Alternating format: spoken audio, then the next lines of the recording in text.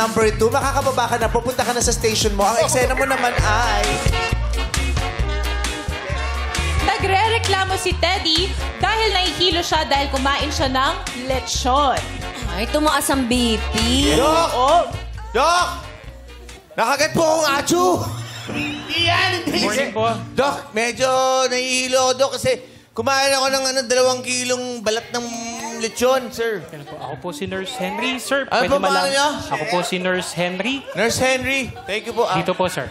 Nurse! Nurse Ano po Henry. bang gagawin ko, Nurse? Baka pwede niyo akong kunan ng BP or anything. Pwede po bang lapit tayo ng konti? Dito po, dito po. Okay po. Ano pong huli niyong kinain, sir? Grabe yung hospital na may mascot, no? Nurse yan! Andiyan yung genie sa Aladdin. Sige po. Relax lang. Nakadalawang kilong Talagang balat po genie ako sa ng paningin ko baboy. kanina pa eh. Okay, kumain po kayo Kumain ng po lechon. ako ng lechon, tapos medyo na... Ay, nagka-gloves. Kukunin yung lechon sa bunganga. Nahihilo po ba?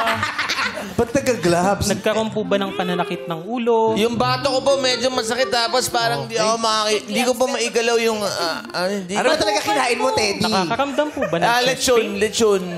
Balat ng lechon. Chest pain, sir. Meron, may konting chest pain. Ano pong klaseng chest pain ito? From scale to 1 to 10, mga 92.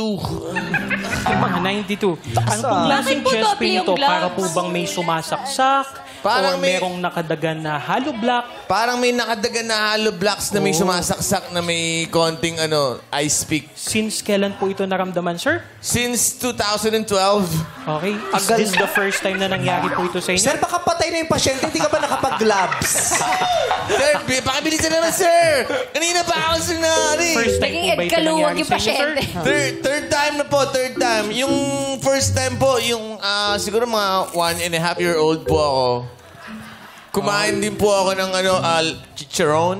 Any Naalala mo medical pa yun, history ha? po 1.5 ba sa years family old. ng merong sakit sa puso? Meron po, yung tatay ko may sakit sa puso ng...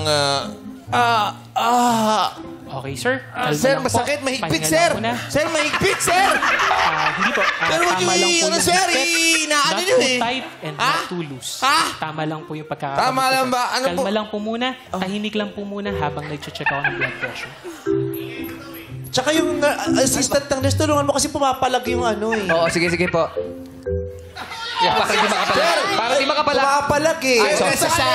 Sir, necessary ba itong ganito yung paghawak sa ulo, sir? Sir, pasensya na. Pwede yung tumahimik na po kayo, no? Kailangan lang po 150 overacting. Necessary po. I'm sorry. 150 overacting.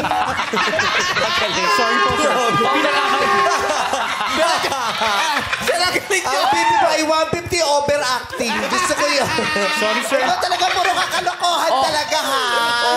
Pinakakalma ko lang po kayo, sir. Pero magaling, sir, ha? Maganda yung sir? Yung BP nyo sa akin. Pinakakalma ko lang po kayo, sir. Kamusta pakiramdam nyo ngayon? Medyo, gumaan na po kasi nasakal po ako nung assistant nyo eh. Ilang Ano taon na sinusulat po si mo? sir? Ayun po. Reseta yun. Bakit Reseta magreseta siya. ang nurse, di ba?